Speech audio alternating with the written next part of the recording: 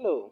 So, in this video, I will give you a recollection of my journey through the Copperbelt University School of Mathematics and Natural Sciences non-quota program, also commonly known as non-quota or NS, or some would tell you natural suffering. So, where does my journey start? I like to think my journey starts in 2012 when I was in my grade 12 at my former secondary school, St. Clement Secondary.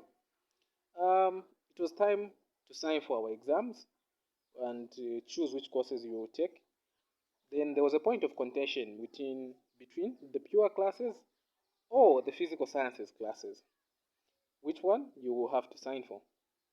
After which, uh, after friends telling me stuff, telling me stories about how people feel pure sciences and how we should just take physical sciences, I decided to tell myself, maybe I'll just apply in the pure sciences, because if I fail in pure sciences, that means physical science, that means natural sciences will be really difficult for me when I go to uni. So that's what I decided to do. Signed for the pure sciences and made up my mind to say, if I fail my pure sciences, I'm going into finance and other humanities, maybe like banking, accounts, whatnot. But if I do pass my pure sciences, I'm going into mathematics and natural sciences.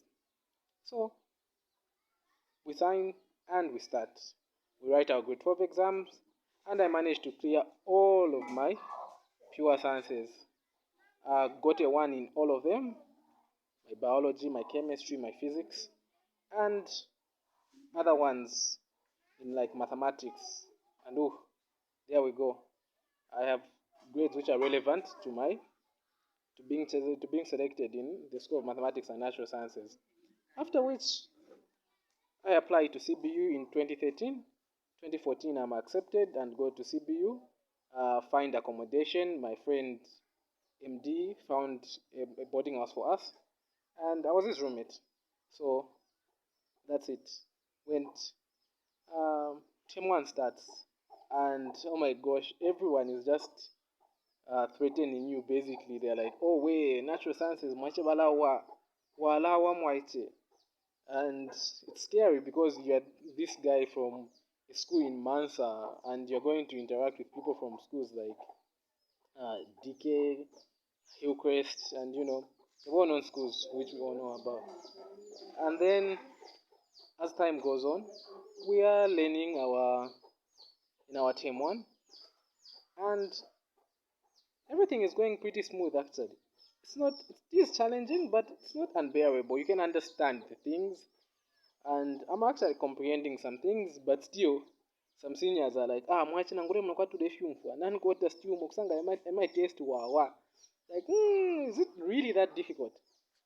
Fast forward, we have our test ones, and I'll never forget our first ever test, which was chemistry in the non-quota program. And seniors hosted what is called a pot ceremony, where they bang on pots and just make noise in general, telling you fresher wawa. And there's a lecturer who never really taught us, but I always remember this lecturer because people were like praising him like it's some sort of major league football player like Messi, and you guys are like goalkeepers. Everyone was like, "Oh wait, Kitondo, Kitondo, fresher wawa," and they're banging on pots. Now we go and write this chemistry, and it was actually manageable, or that's what I was thinking when I was writing the paper. But everyone's still like, Maisha Badawa. And then we write the other exams. The other exams did not have, or the other tests did not have what's this, a pot ceremony. We just wrote them in peace. And then that was the end of term one. Fast forward to term two, the results come out, and I managed to pass all of my courses. Like, I didn't get really high end grades, but I managed to get mid range grades, the 50s, the 60s. And in my head, I'm like, hey, last time I didn't even have confidence and I didn't really understand which books to use and whatnot, all the teething challenges of starting a new program. But this time, that was in term two, I understand all of that, and last time I had mid range grades.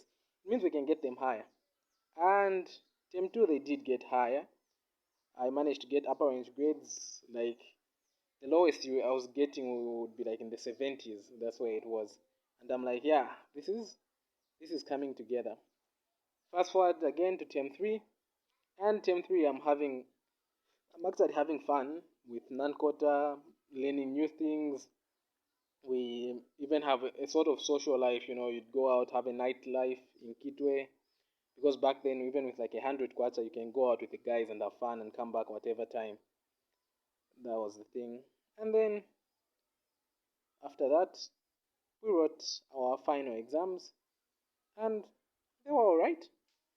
They were alright. I managed to get upper range grades with 2 A pluses and 2 A's. Those are in mathematics, physics, chemistry, and biology. And there were other auxiliary courses like computer sciences and languages, which I probably won't get into. So we managed. They said, there we go. We get our 18 out of 20. And I'm like, oh, this is cool. So it is possible for you to make it through non-quota. Choosing a quartering, I decided to go to choose medicine, which I went into. Again, rookie mistake. Another time, my problems are going to increase. But that's a story for another day. And so, to anyone who's in like non-quota, going into non-quota, or has someone they know is going into non-quota, the only thing I can say is non-quota isn't really per se about intelligence. It's usually about luck. You just find the program accepts you. Like non-quota really did accept me. I don't know how. It just accepted me to the extent where I could even have fun, play, and do all of that.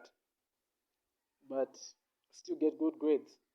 Meaning it's not even that much about hard work. So if you're struggling through non-quota or you're someone who has maybe repeated the course, that shouldn't really put you down and whatnot. Just understand eventually you will clear and maybe everything will even work out for the better. You never know. Alright. Thanks for letting me have your time and subscribe to my YouTube channel. Follow me on my other socials. I'll post them in the bio. And yeah, let's see how we'll go on this journey together.